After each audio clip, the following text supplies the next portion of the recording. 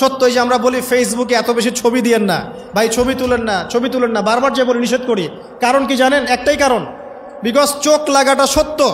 নবী সাল্লাল্লাহু আলাইহি ওয়াসাল্লাম বলেছেন ইন্না আইনাল হক, চোখের নজর সত্য। নবী করিম সাল্লাল্লাহু আলাইহি ওয়াসাল্লাম বলেছেন এটা সত্য, কারণ নবী করিম সাল্লাল্লাহু আলাইহি ওয়াসাল্লাম যা বলেছেন সাদাকাল্লাহু ওয়া সাদাকা রাসূলুহুল কারীম, নবী যা বলেছেন, আল্লাহ যা বলেছেন চিরায়ত সত্য, এর বাইরে কোনো সত্য আছে?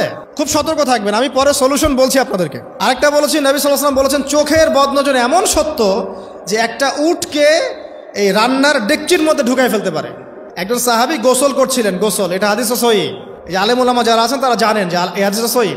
একজন সাহাবী গোসল করছেন, তার গায়ের চামড়াটা খুব সুন্দর ছিল, একদম স্কিনটা অনেক সুন্দর, থাকে না এমন কিছু মানুষ?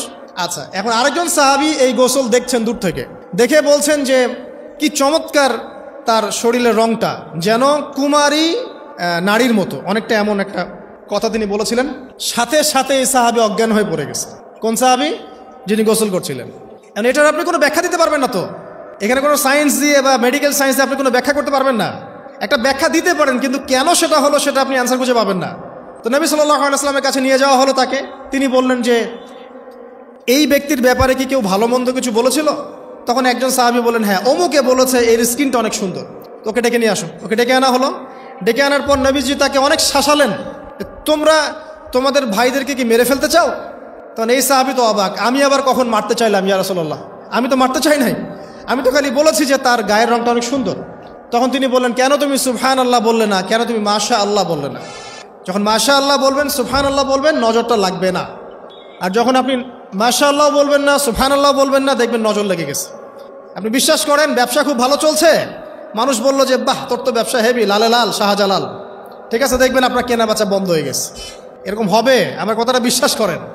এটা কিন্তু সায়েন্স প্রমাণ করতে পারবেন না, আল্লাহ এবং তার রাসূল বলেছেন, তার উপরে কোনো সত্য নেই। আছে সূরা কাহফ 29 নম্বর আয়াত পড়ে দেখেন, আল্লাহ পাক বলছেন ওয়াকুলিল হাক্কু মির রাব্বিকুম, সত্য সেটাই যা তোমার রবের পক্ষ থেকে আসে।